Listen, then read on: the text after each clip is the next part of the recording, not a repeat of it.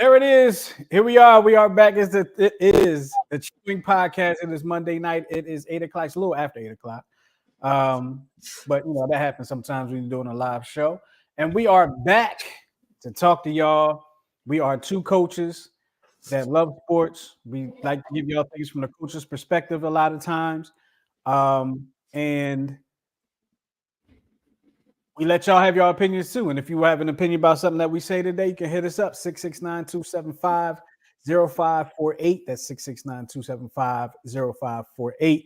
I am Coach Justin, and over there to my right is the screen left. Your left, my right. No, your left. But this is my right hand. So You're here. Your left hand. Point with your left hand. The other way. This way. Point the other way. Yeah. Now you got it. Because if I go like this, you're touching my head. Look. Okay, so that's interesting. So what I'm going to do is take a picture because now I don't know what this might look like other places. Because I'm going to take a picture right now. I'm going to take a picture right now of what my screen looks like. Here we go. And instead of just sending it to you, I'm going to show it to you.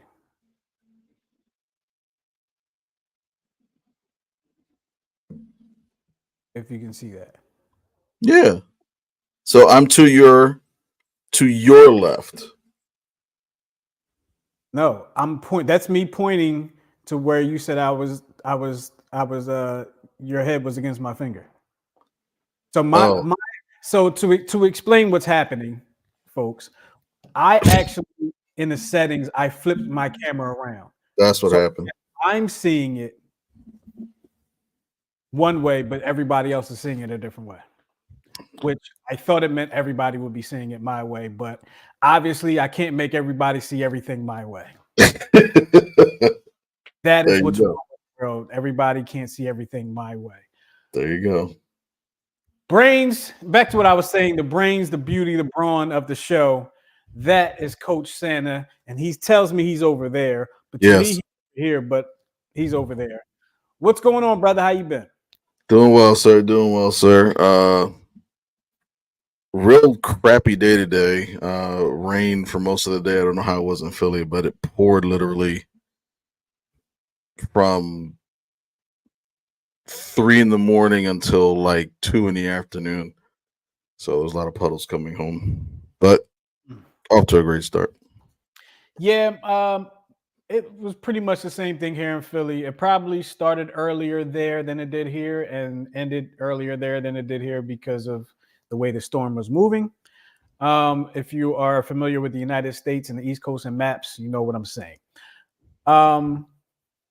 And then it's supposed to rain here for the next 2 days. Yeah, it's supposed to rain today, tomorrow, and Wednesday. It's supposed to rain here for the next 2 days. Tomorrow, I think, being like the worst of it, though. Like I think literally supposed to rain like all day tomorrow, like every hour of the day. Tomorrow is going to be raining. But it is what it is. Sunday was a beautiful day. It was a beautiful day on Sunday. It was. The Phillies got their first win on Sunday. About damn time. But I want to talk to you real quick, Coach. Yes. Because I was thinking about it, and I was just like, I can't really give myself a good answer. And this is a little off topic of the show of what we discussed today. Just a little bit, but we are talking about the Phillies. Bryce Harper and Brandon Marsh, and I believe Bryson Stott did not play yesterday for the third game of the series, Phillies Braves opening series. Mm-hmm. So the built-in excuse for Bryce not playing would be he took a dive into the camera bay area on Saturday. Mm-hmm. So there you can get away with him not having a day and not being in the game because He may have tweaked something. Who knows? I don't know. And if you haven't seen what that looked like, that's what it looked like. Shoes were up in the air. Phillies will raise the red where Bryce Harper flipped over. So now I'm about to get off topic, and actually, I'm not. Remind me to come back to that. Okay. Okay. But as a coach, and you have to, unfortunately, you have to blame Topper. You have to point the finger at Topper, and they won the game. So I'm not really complaining, but I am. How do you have those three guys out? Marsh just El Kabong the home run in the first game of the season, and I don't think he played the rest of the series against the Braves. If I'm remembering correctly, I should have wrote this I stuff mean, down. I on talking about it on the show today. it could have been a matchup issue because I think that They were lefties. They were lefty right, pitchers. right. But, So yeah, but you have Rojas, Pache, and Castellanos out there. Mhm. That's your outfield. You know what I mean? Like you have to me in that situation, you gotta have a more mature outfield. Yeah, but you have more speed because obviously Schwarber can't run for garbage. Well, He's not a Schwarber's a DH now. yeah, that's true. But Is he? left fielder and Rojas is your center fielder. Pache's not really that fast. But he's better defensively because I mean, the one thing that the Braves and the A's liked about him was his defensive skills. He just was really struggling at the plate, which he's gotten a lot better with.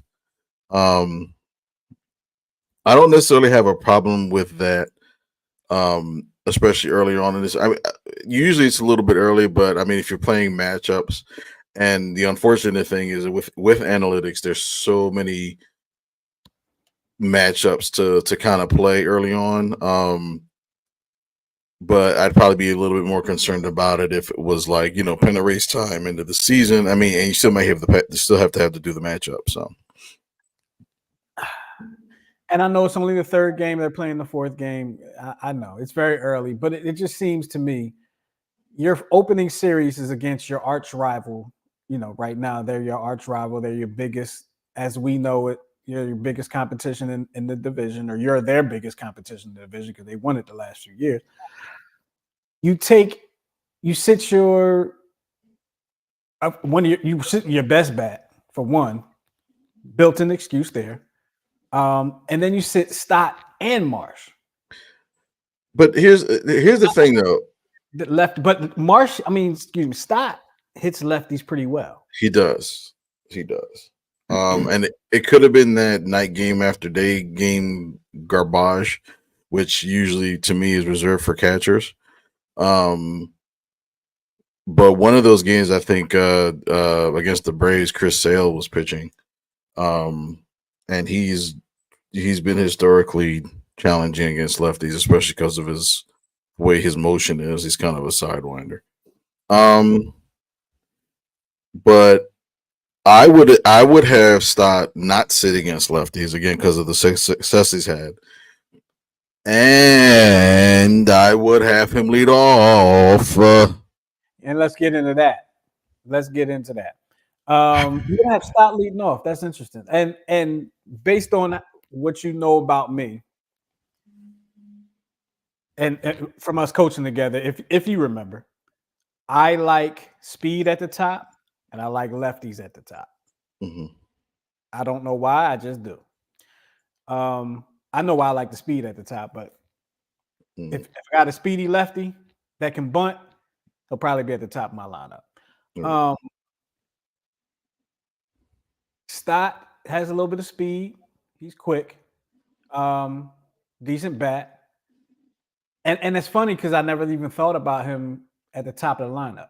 Like every once in a while, I might put him at the top of the lineup in the video game. Right. But I'll put Trey Turner there, and again, this is probably only because it's a video game and I'm doing well with it. I have against righties, I have Marsh lead off. Against lefties, I have Trey Turner lead off. Well, you know me, I'm a trade type of guy, so I've already traded Marsh and Schwarber. Um, I'm not uh, so we have Trout now, but I would too.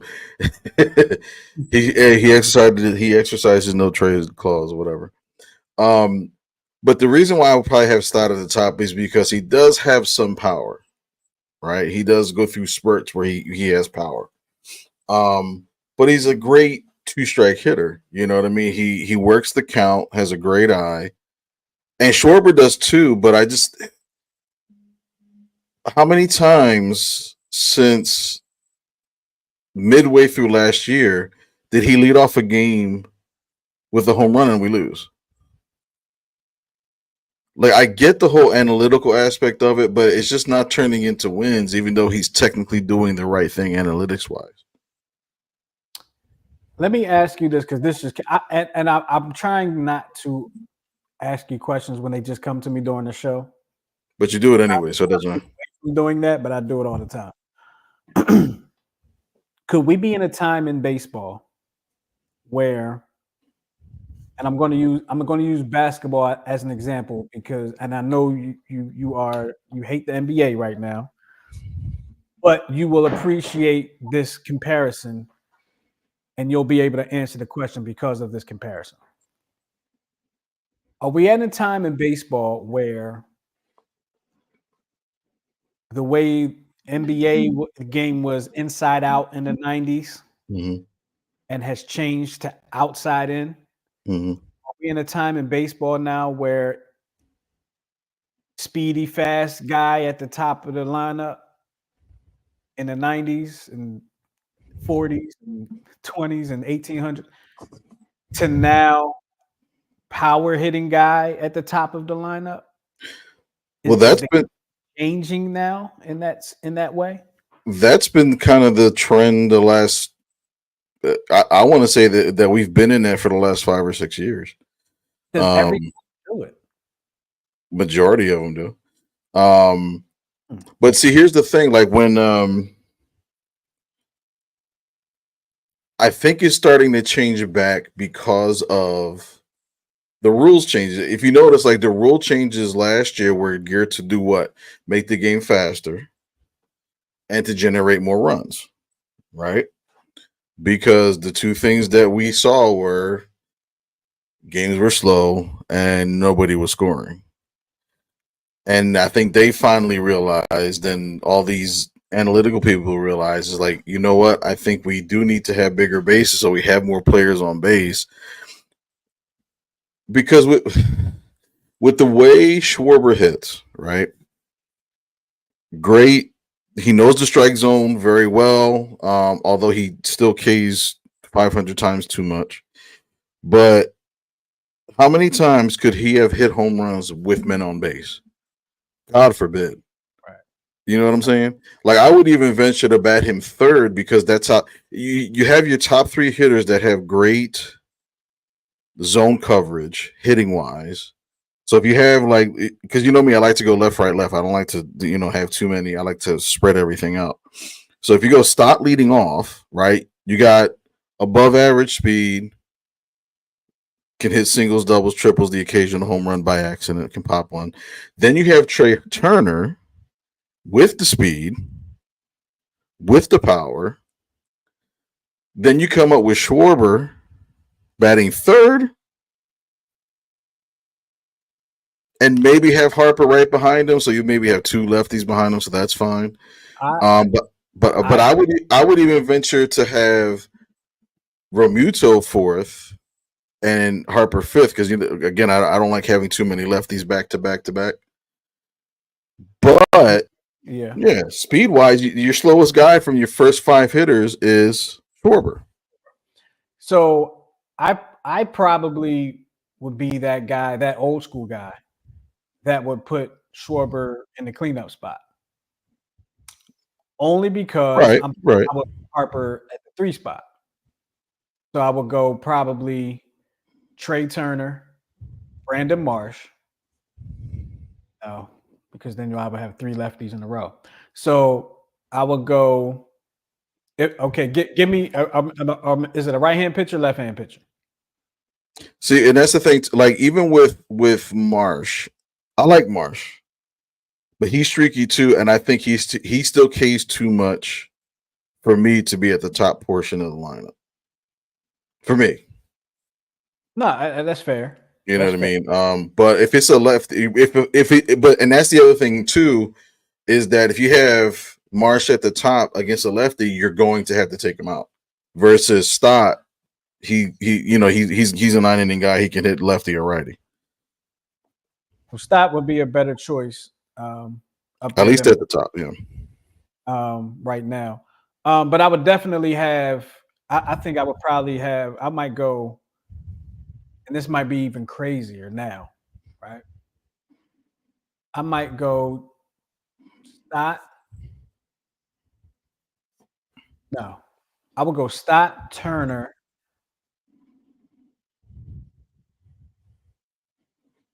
Bryce, Schwarber, Castellanos, JT. Everybody else can just fall into place. Or I would go. I was thinking about having Castellanos bat second. I kind of I was interested in seeing Castellanos bat second. I That'd really be a was. nice. I think that might be a nice experiment because I think he at times is a better contact hitter than Turner because Turner goes through those streaks too. Mm-hmm. So that might actually be a viable thing because even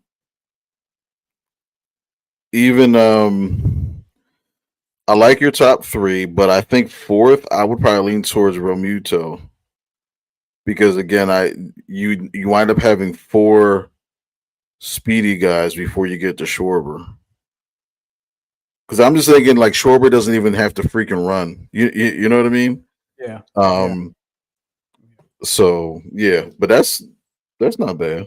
I'd like to experiment with Castellanos at two.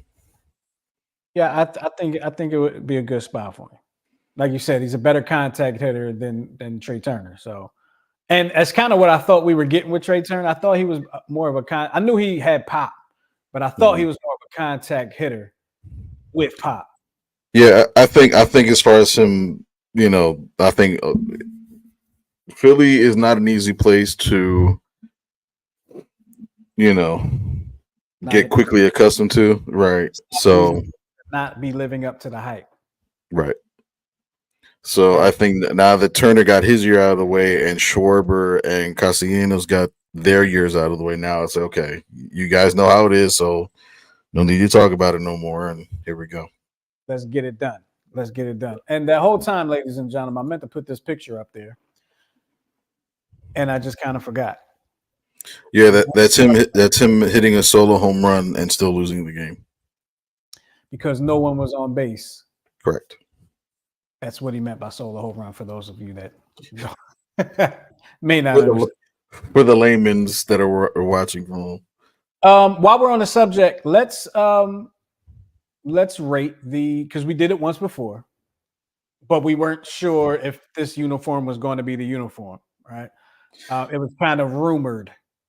And it's still rumored to technically, but when when the City Connect, I think the last like 5 or 6 City Connect jerseys that were leaked came out, they wound up being exactly how they came out leaked, minus a couple of details. Because I'm reminded of the Mariners jerseys when they came out. The only difference was I think they had like an S with the meridian thing behind it, but it wound up being the trident symbol. And I think what was the other one? Um, I think it was the Astros one. Instead of it saying Houston or Astros, it says Space City on it. But um, Yeah, I like I I like this, and you know, I'm I'm funny with the uniform. I know you are a certain way with uniforms. I'm a certain way with uniforms. mhm. I like this because as we rated uniforms before, some teams got very low rates from me because you could tell they just didn't try hard at all. Mm-hmm. The uniform was basically the same uniform that they already wear, except for maybe some cursive writing instead of Old English or something. You know what I mean? Yeah, like Atlanta and Pittsburgh. I'm like, are you serious? I mean, I do like the faded black into yellow for the Pittsburgh Pirates, but it's like, seriously. And that's why theirs is better. But this one here, right? There was some thought put into this. Obviously, What? there was thought obviously because there's none of these colors are Philadelphia Phillies colors. But why is that? But why? None of these colors are Philadelphia Phillies colors. I think that's went with that font. Yeah, I don't like that font at all. I would like the colors explained to me. I think it has something to do with this. What is it? Finland, Sweden. So it's the Philadelphia city flag, and let me see if I can find it. The Okay. Philadelphia city flag has two patches of the blue that's on the shoulders, Right. and then the middle patch is gold. So it's like a powder blue and a gold with two ladies. I think they're eating burritos or something. But it's and the city flag isn't that old from what I understood, because I was born and raised in Philly and I didn't know we had a flag. I just assumed every city had a flag, just because you see Chicago's flag all the time, you see New York's flag all the time. I just assumed. I never like pursued Philly's flag. But as I get back to first of all, it takes some courage, in a sense, to go completely away from your team's colors. It does, to me. The Padres did it last year. They had the courage to do it, but it looked like yeah, it looked like a siesta in the wrong time of the year. Yeah. I don't know what that means, but I agree. I still think the worst one is Colorado and Texas, and I think, but you know what? And I think the issue with some of them are like, I think you and I agreed that Chicago was the best. It's at South Side. It looked really sharp. It looks really like kind of thug like, but it's like when I look at a jersey, I shouldn't also need like a 3-paragraph explanation on the background of the jersey. You dig what I'm saying? Like you need that with Colorado, because I get the Rocky Mountains, but why green and beige? I get the English font for Texas, but why beige and black and a small hint of red? What hence would bring you the 3-paragraph explanation. I kind of like when they have to have the explanation, but like you said, the 3-paragraph. I don't need to know why there's purple threading in it that I can't even see because the amber waves of grain or what. I don't need to know that. But I do want to, I would want to know, okay, why did you choose that font? Why did you choose this color? Mm-hmm. Why is there a bell on the top of the, if you're not from Philly, why is there a bell on the helmet? Like, what does that have to do with, whatever? Yes, I know Philly Liberty Bell. I know, for people that may not be, followers of this show, I know what the Liberty Bell is. And probably about 10, 12 years ago, I now this is embarrassing. Oh Lord. I went to the Liberty Bell in the summertime. I had to use a GPS because I didn't know I knew it was in Philly. What? I didn't know where the Liberty Bell was. What? I knew it was in Philly, but I didn't know where it was located in Philly. Bro. I didn't.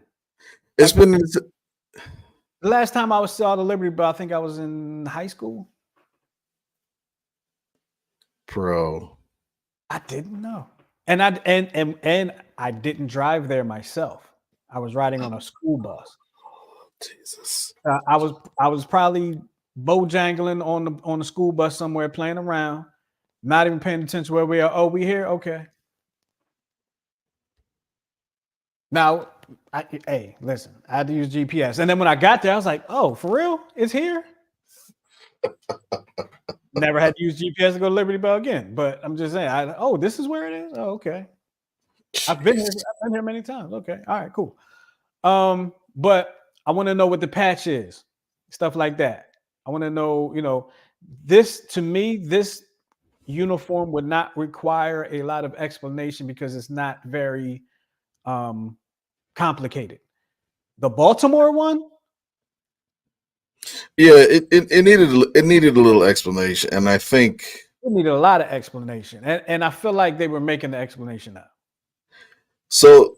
I guess the original B, which is just a very plain white, stylish B, was kind of in honor of it's. I think it's similar to the B that was in the Baltimore Elite Giants, the Negro League team, and Mhm. then the sleeves have like 12 different colors, very bright colors, which actually represent all the neighborhoods in Baltimore. So, but I don't think That that sounds made up on a spottish to me. uh and I was reading it to you. I was explaining it to you how I read it when Oh, a week before they came out. I know. I Um, mean, I know it's like official. I'm just saying that sounds like it's. Oh, what are all these colors here for? Oh, yeah, these represent all the neighborhoods in Baltimore. it's like, what was that character that John Lovitz used to play? He was a compulsive liar. He's like, yeah, and we did this, and yes, we did that. Yeah, that's it. That's the ticket. Representing all the neighborhoods in Baltimore. Right, and I took it to work. I had a picture of I had bought a painting that had the skyline of Baltimore with those colors, but that Mhm. was even before the jersey came out, and I was like, oh wow, that's the same thing, the same cutter color pattern that's in the painting, but I actually have it at work. Um, but yeah, so and like Washington, for instance, has the cherry blossoms, Mhm.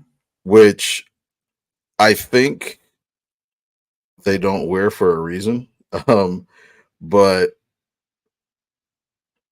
again, not much explanation needed there. It was cherry blossoms. You know what I mean? And I'm cool with that. Right. I'm cool with that. I like the ones that have a little bit of thought in it. The Baltimore one, they mailed that one in. I'm sorry. They mailed it in. They said these colors represent all the neighborhoods in Baltimore. Yeah, okay. So so if I give me a neighborhood in Baltimore, I'm trying if I live over east, um I can't even think of, and I asked somebody, hey, what color is this neighborhood? Like, does each neighborhood in Baltimore have its own color? As a native Baltimorean for 3 years, I have no freaking clue. It doesn't sound viable to me. Doesn't sound viable. It's possible. I have to ask some of my Agreed. Baltimorean friends, but I think a lot of people actually like the jerseys because they're black. They're all black. mhm. Yeah, which is And I know Nike did this thing mm, where they, a I lot of jerseys had the black ones. What'd you say? I said I'm sure that's going to be fun for the players in the middle of June, July, and August. Right, which is why they use them for Friday night games. Man, all right. So real quick though, those jerseys, the actual jerseys, the unlaked versions, the official versions of the jerseys, will be released Friday at 10 a.m. And I believe Shane Victorino, Jimmy Rollins are going to be at the stadium. Um, uh, for some reason, DJ Jazzy Jeff will be there as well during the reveal. And then Everybody has a Jeff. starting the following Friday, and for the rest of the season, they'll be wearing those jerseys every Friday night. The City Connect jerseys. Yeah, whatever they are. Yeah. That's cool. That's cool. It'll be even cooler if the jersey we just showed is something totally different. I would love that, but again, when they leaked, I think when they leaked Houston, when they leaked Seattle, and when they leaked Miami, other than a couple of minor changes, those were the actual jerseys, and all of them were leaked like 2 or 3 months before the season started. So I just hope that in order for me to like that jersey, I think the Philly has to be in yellow. Well, I was going to say they would have to do something different with the wording. Yeah, because the I don't like you. I don't like the font on the front. Blue's my favorite color, but it kind of like this jersey kind of looks like a variation of the Seattle jersey, just with white lettering and that fading from light blue to dark blue. So again, if you're trying to do something original, I don't know. We'll see. But I think it needs a little more yellow. Like even the hat, I would go like yellow brim hat. You know what? I'll create this in the show, and when we play, I'll show you how it should look. Okay. Sounds like a plan to me. Yeah. Let us know how you feel about those jerseys or any issues with the Phillies. Hit us up 669-2750. I was about to say the old number. 669-275-0548. 669-275-0548. And if you're checking us out for the first time, third time, or whatever time, if you're not subscribed to the New Twist Radio YouTube channel, just take a moment to do so now. And I would encourage you to encourage a friend to do the same thing. And if you're already a subscriber, we appreciate you. We have some nice parting gifts for you.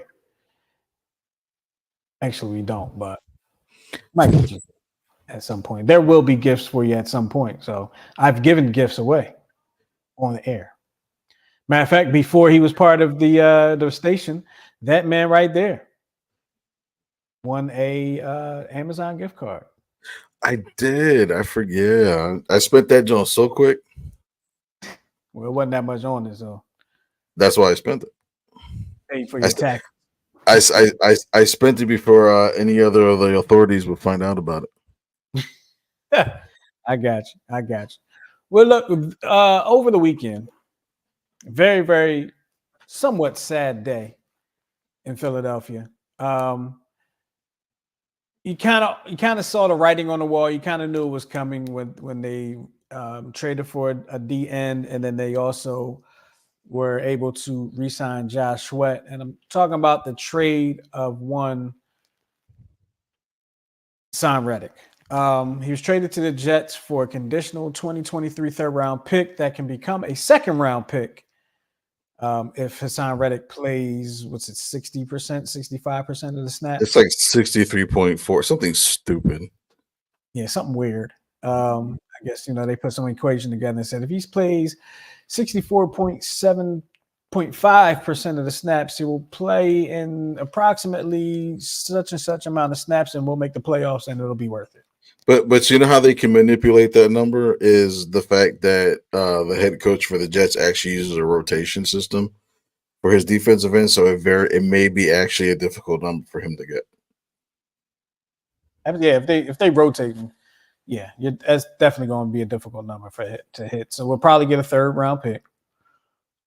We talked last week about what you think would be fair. Yeah, was this fair? No. Fair return? No, I don't think we got. I mean, you told him to find a trade for this. You know what I mean? I mean, what you really essentially did was you traded him for Huff. That's essentially what you did, and you may get Huff plus a third-round pick. That's really what the trade. That's really technically what the trade was. Yeah, I didn't even think about it, but yeah, you kind of got a point there because we signed Huff, and we get rid of Reddick, we sign Huff, or vice versa, and really all we're getting back a draft pick. So we kind of said that. I mean, of course we said a first round pick would be great, but we kind of figured a second round pick is what probably be. But it's a third round pick with the possibility of becoming a second round pick, but it's in 2026. So you're not even getting the return on your investment immediately. You're waiting a couple years now. Because that's not next year. That's not this year's draft, next year's draft. It's three drafts from now. I mean, and this is where I guess you can say how he kind of this is kind of his style, kicking the can down the road, working the cap so it turns into, a signing bonus and less dead money and, blah, blah, blah, blah, blah, blah. But it always seems like there's always that. And credit Hassan. He was in his press conference today with the Jets. He said at the end of the day it was a business decision and it was just a hard decision, on both sides, I guess. Because when he said it's a business, it wasn't anything, demoralizing about it. It's just the nature of how things work. And who's to say he doesn't come back like C.J. Garner Johnson, Because came back. well, actually, the Jets, if the Jets, give him some money, he won't be, but he's a free agent after this year. So right. I don't know the terms of the contract. I don't know, if there's any wording in there for the end of the season, but I know the one thing that was said was that if they were able to work out a deal money wise with Hassan, re-signing Hassan would have actually given the Eagles more cap room. So what I'm wondering is they take him off of the cap because now the money goes to the Jets. And then when he comes back next year, he can sign for a bigger number that costs them less cap wise next year. That makes sense? Yeah. That's what I'm thinking. Maybe that's what it is. Maybe there's like this, hey, listen, go get your money for the year. Don't sign, wait till you become a free agent and then come back around and we'll see if we can get you a better number.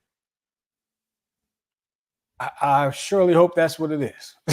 I really and granted, he's on the wrong side of 30, as they say, which I think for defensive ends is a little different. I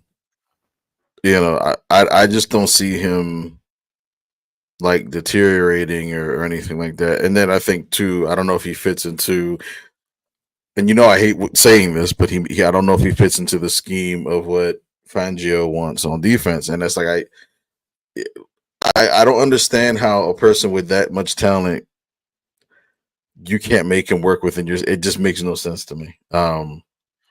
I've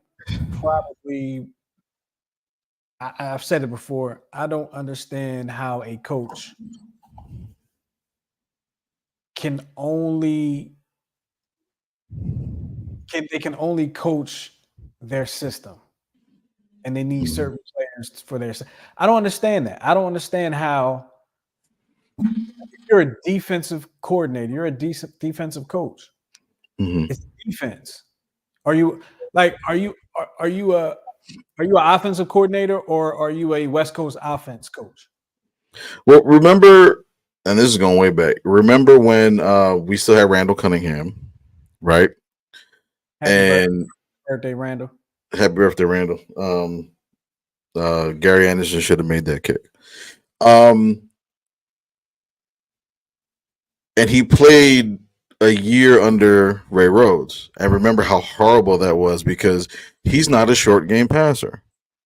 But rather than say, hey, okay, you're not a short game passer, let's just modify the offense to you, they were like, no, you're washed up. You can't do this. You can't do that. Then he has, 3 Pro Bowl years, almost makes it to a Super Bowl, has the most dynamic offense with Chris Carter and Randy Moss in Minnesota. And it's like, but we had two out of those 3 players here. How about that? And we couldn't do nothing with that. It just boggles my mind. This is why, like, if I say nothing else on our show, for those that want to be coaches in the future, okay, learn all the tools of the trade and learn what to use, learn how to use them, when to use them, and for what reason. Because if you're hooked on a system, I think there's a lot of chances for opportunities to be missed. You know what I, I mean? you know what I'm wondering though, Miguel, Coach What's Santa? that? What's that? I'm wondering if the owners hiring these coaches because of the systems. Like, oh, he runs a such and such system. I want to see. I want to see my offense run this system. Well, after the Eagles won the Super Bowl, did this was my feeling. I felt like, yeah, we won the Super Bowl. We won our first Super Bowl, but and I think the outgoing defensive coordinator, or there was a rumor that like Howie was actually upset with the fact that we gave up like the most yards in the Super Bowl, and he was giving the then defensive coordinator a hard time because he's like, "Yo, can we give up less than 1,000 yards per game?" You know what I mean? Which wound up biting them in the back for the next couple of years after the Super Bowl because it wasn't a viable way to keep winning. You know what I mean? And it showed its ugly face because that same defensive coordinator is now with the Browns, and they got blown out in against the Texans in the playoffs. Yeah. So I just I'm thinking about all the teams that you and I have coached together, and I think it would have been like, or to kind of to for those that are listening, that would be like saying I have Bo Jackson as my running back, and I have you know Jerry Rice as a wide receiver.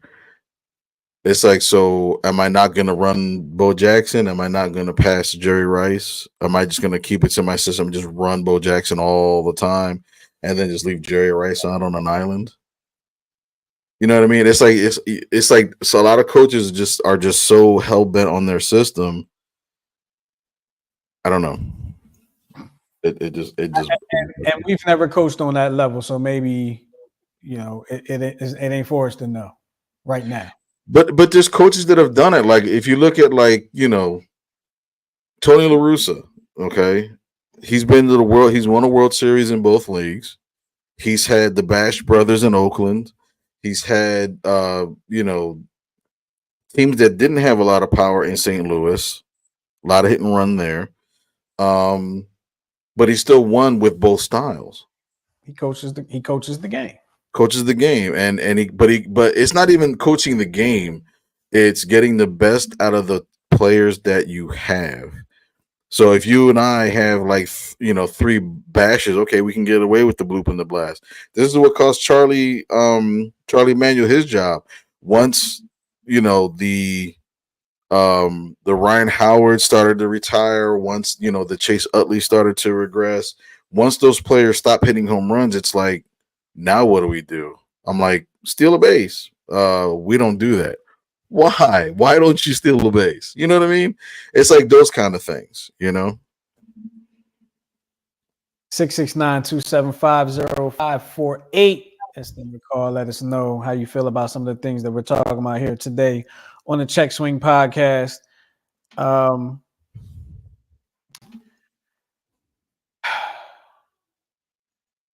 I'm sorry.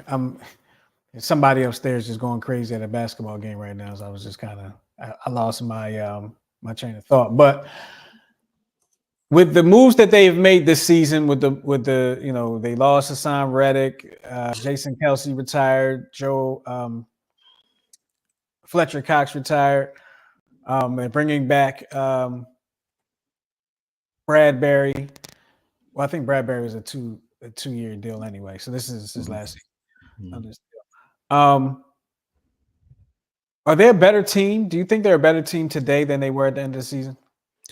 I'm always scared to say that because of history. Every time I always think back to that team that we got with as Maurice used to say, Nnamdi Asimoah and Bradford and Murray, and was that the dream team? That was the dream team. So ever since then, I'm always leery of saying, "Oh my goodness!" On paper, they look like a Super Bowl team because they look like a Super Bowl team every year on paper. Um, And we the found out area. Nnamdi Asomugha was a system corner. How about that? Who liked to eat lunch in his car? Um, but he's married. He's married to one of my crushes, so power to him. Um, but I think on paper, yes. On paper, yes. Okay, they are better. But I think there's more question marks than anything. You got question marks on the defensive line. Can Jordan and Milton Williams and all the dudes from Georgia, can they actually step up and basically take the place of Fletcher Cox? The linebacker situation, I know we've got what's his name, Devin White, and a couple other linebackers. We got Huff on the end. How's he going to compare to what Hassan Reddick would always do and give you in the fourth quarter? Because he was always clutch in the fourth quarter. And I think the other big thing is our corners. Is Bradbury, is he washed? And he's shining Fangio's defense. Right, and it's Slay washed because remember he had a pretty severe injury to end his season. He lost a couple. He lost a couple weeks before the playoffs. Be the same. Well, I'll tell you what my answer is to the question. I think they are a better team today than they were at the end of the season. But here's why. I think they're better because I feel like they got a little younger. Okay. And they got better. One of the main reasons they got better is because they got a real offensive coordinator and a real defensive coordinator in here. Okay. Not saying those guys were not real offensive defense coordinators, but I just don't think they were seasoned enough. They weren't real compared to these guys that they brought in to do the job. Now, with that being said, those coaches coming in brand new, fresh, they have to what do you have to do when you're a coach? You have to get people to buy into your system, right? Mm-hmm. Fletcher Cox is gone. Brandon Graham is about to be gone. You got a very young offensive line. Defensive line. You have a very young defensive line. You have a couple linebackers in here now. You might get some more. You have, back guys that you drafted over the years. These coordinators are going to have time to craft these guys into the offense and get them to buy in, right? I think it'll be easier for Fangio than it will be for Kellen Moore, because Kellen Moore has to, the guys aren't necessarily as young on the offensive side, and they've had success prior to Kellen Moore being there, right? So they're going to have to collaborate together to make that work. What's going to happen with Cam Jurgens? Is he definitely going to be moved back over to the center spot? Who you going to put in that right guard spot? There are some questions there. Jeff Stoutland University is going to have to get a whole new class very soon. Are in the draft, are they going to go, as they like to do a lot, are they going to go with a lineman? They have a guard spot they need to fill. They got to get ready for, how we don't know how long Lane Johnson's going to be around anymore. So there's people feel like there's more question marks on the defensive side. I feel like there's a little more question marks on the offensive side based on things that I just said. But I do think they are better right now than they were last year. To bring that all the way back around.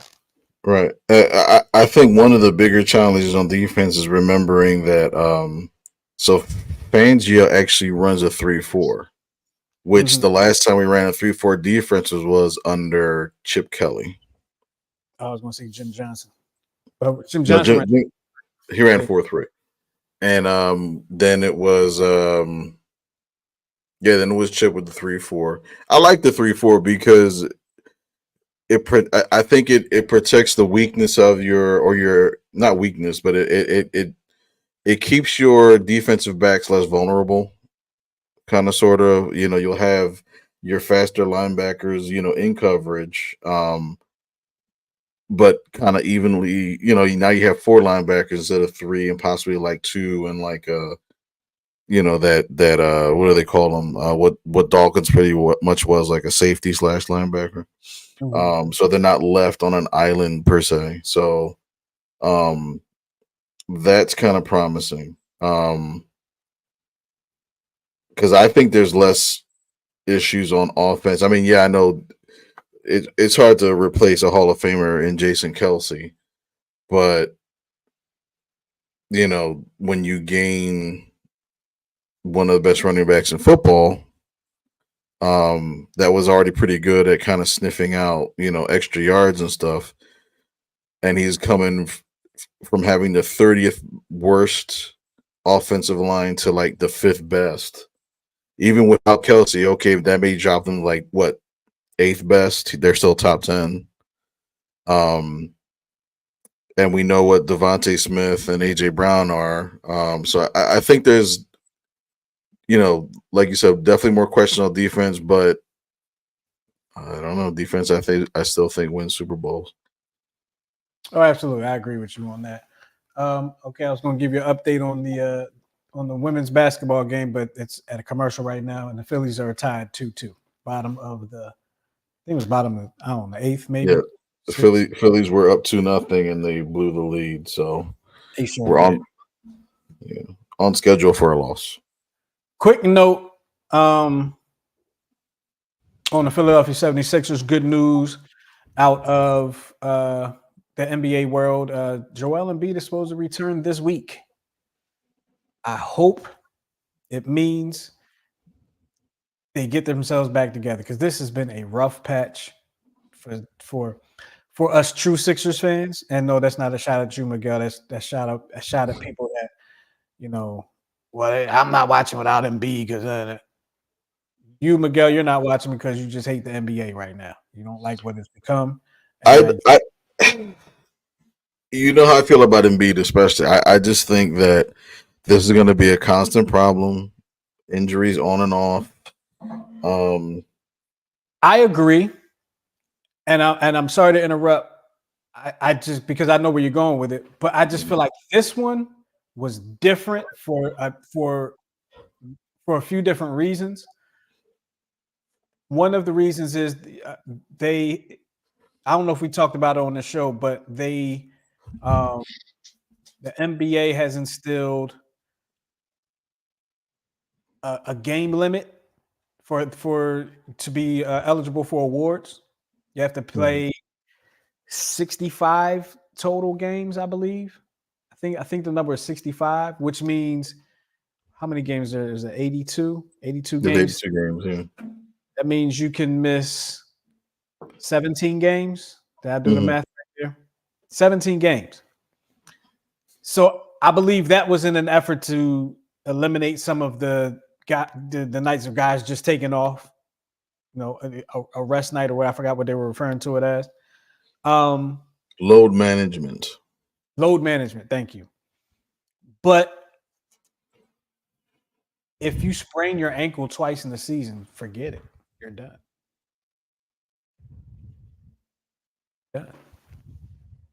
And it's like, what if you missed because of something that happens in, let's say, the preseason? You missed the first 18 games of the season, but you're killing for the rest of the season. Killing the rest of the season. You can't be the MVP, huh? Because you missed the first 17, 18 games. Think about it. Like, if you put it in those perspectives, it seems kind of messed up. But I say all that because I believe that Embiid he's already won the MVP, and they talk him like he's not worried about that now. He wants to, he's going after bigger. I believe that he wanted to play because I believe that he always wants to play. And it was they were showing how before even that game that night, he could barely jump. So in that case, the team doctor or whoever needs to save him from himself in that instance. The trainer, whoever it is, they have to save him from himself in that instance, because in that game, it wasn't even something he did that caused the injury. He was on the floor going after a loose ball, and somebody jumped after the ball and landed there. His whole body landed on Embiid's knee. Mm-hmm. Thought it was way worse than what it actually was. I thought it could have been like an ACL or something like that. So it's not even like he was making a move and snap, crackle, pop, something broke. It was somebody landed on his knee. So had the team saved him from himself, because he was already dealing with something already, he may not be in the situation. The team may not be in the situation right now. Right. So I while I agree with what you're saying, I feel like it should be said that this time around, it's not completely on him this time for me. The team has some bearing in that as well. But he's coming back hopefully this week. They said this week, so hopefully that's what happens. Hopefully they can get themselves together. There's going to be the offseason is going to be the most interesting thing for the Sixers this year, because I feel like they only have 2 guys under contract. Didn't they just didn't they just extend Tobias today, or was that another April Fool thing? I'm pretty sure that was an April Fool. I didn't hear anything about that, so I'm just going to assume that's April Fool, because it sounds like I'm about to look it up too. It sounds like an April Fool's to me. Let me see. I just glanced at it. I didn't even get the dollar amount. Yeah, let's see. News on Tobias Harris. Let's see. Carson Wentz resigns with Eagles. Oh, you're looking at that whole thing? Yeah. Jalen Hurts traded for Deshaun Watson. Devontae Smith traded to the Cowboys. Yeah. For their number 1 pick. All right. Yeah, it's a hoax. See, we dispel hoaxes on this show. Myths. So here's one. And I had to read it a few times because I'm like, wait a minute, hold on. The Eagles signed the NFL equivalent of Mariano Rivera and Bryce Huff, according to Jets head coach Robert Saleh. Wow. Hey, Mariano Rivera wasn't bad. I mean, No, that's what but that's the April Fool's joke. That's funny. So people in Philly thinking they're getting this shutdown DN. But no, April Fool's, that's not who he is. That's not what he is. He is not the Mariano Rivera equivalent. And I'm sorry if y'all keep hearing all this bumping. My pop filter fell off. Here it is. Here, my pop filter came off the microphone. So the George Kittle, the tight end for the 49ers, posted a joke. He superimposed a Jaguars jersey over his 49ers jersey, and he said, "Next chapter, thanks to the faithful for all the support."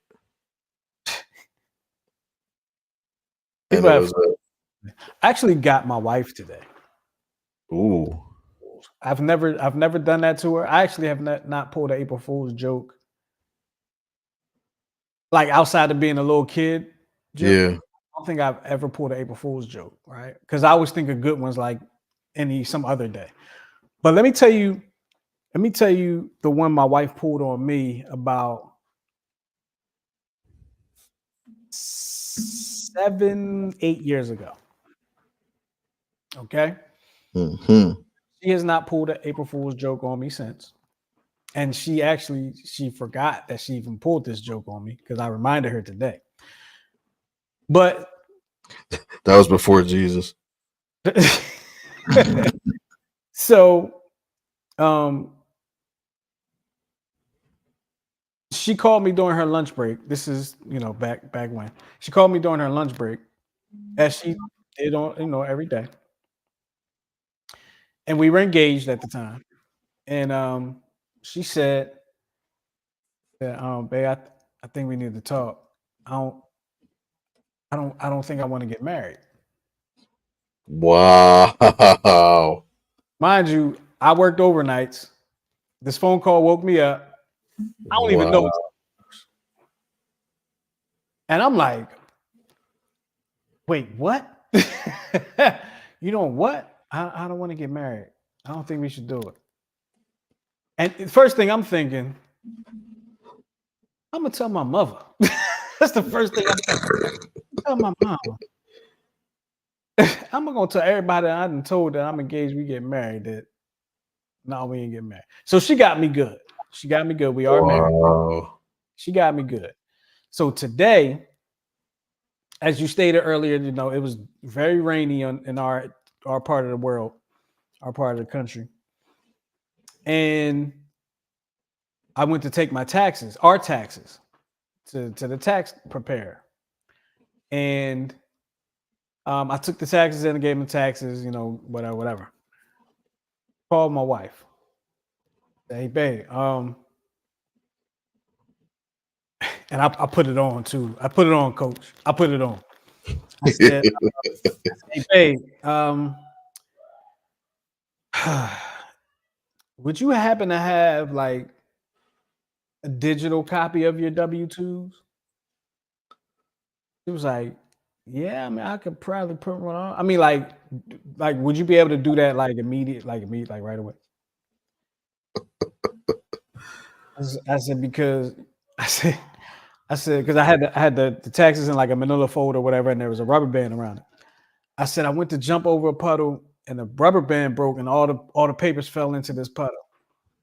I said all the papers got room, you know, whatever. Well, she was hot. But she didn't go off or nothing, but she was hot. And and I was like, and I stopped it because I knew like I had to end it. Yeah, yeah. So I was like, nah, just the April Fools, just playing, just playing. She's like, you she ended up hanging up on me. That's how you know you got your girl good. She just hangs up on you. She ended up hanging up on me. I called her back. But yeah, she said she gonna get me. But yeah, I had to get her. I had to get her back. I said, that's what you get. I said, you got me 7 years ago, and I finally got you back. So I felt good about myself. Me and my wife have never played a joke that severe. Um, because I'll be honest, I'm scared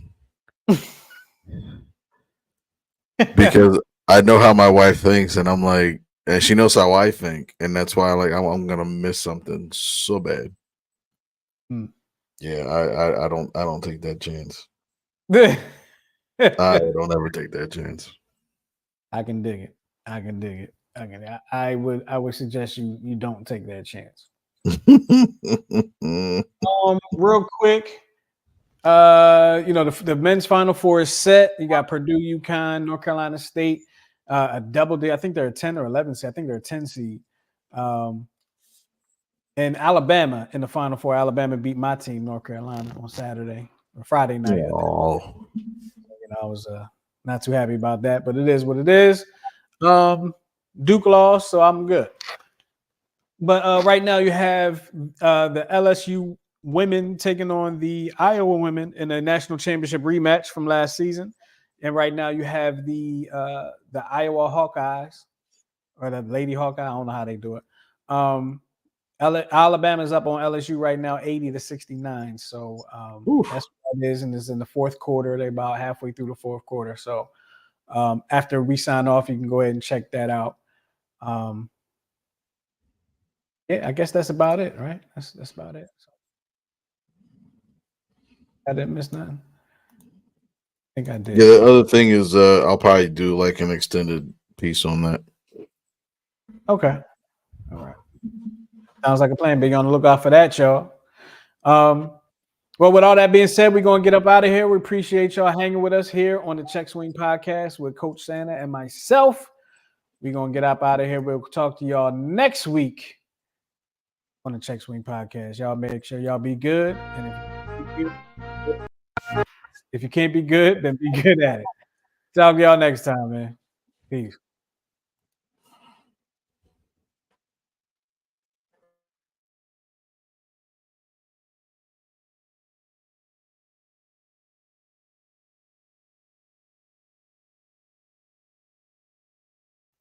Whoops, I forgot to press the button. Talk to y'all next week. We out of here.